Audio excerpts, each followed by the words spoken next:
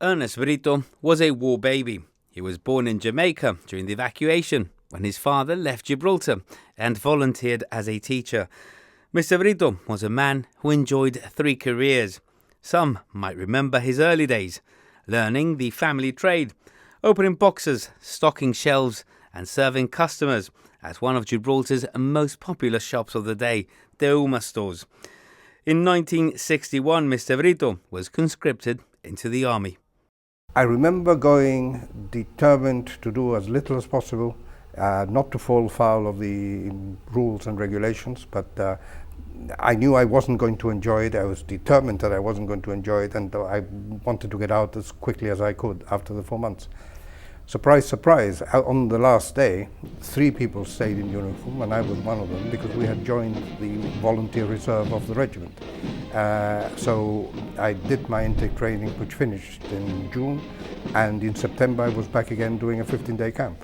And I went on to become a sergeant, and then I was offered a commission, went up through the ranks, and as you said, I ended up as Lieutenant Colonel at a reasonably young age.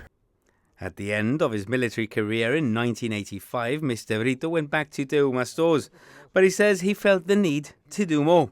And that was when he took the plunge and entered the political arena.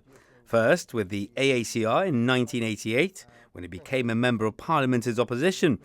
And then in 1992, he joined Peter Caruana and the GST.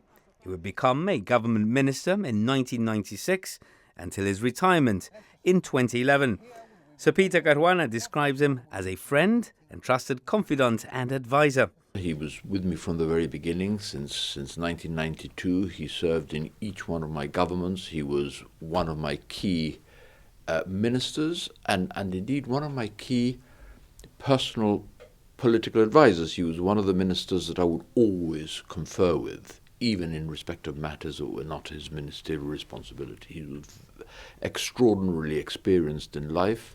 During his time in government, Mr Britto held a number of portfolios. It was during his time as health minister that the hospital relocated from the old St Bernard's in the Upper Town to its current home at Europort. And it was also under his time as sports minister that the Sports and Leisure Authority was created.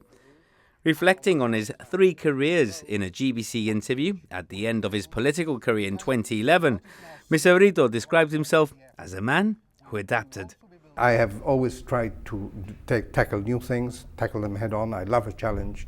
I had a career in politics, I've had a career in the military, I've had a commercial career, I've been very involved in sports, I've been chairman of and I don't think that I'm the retiring type. I don't think I will go home and watch television, put on a dressing gown and have slippers or walk a dog daily. After a long illness, Mr Britto is now survived by his wife, children and grandchildren.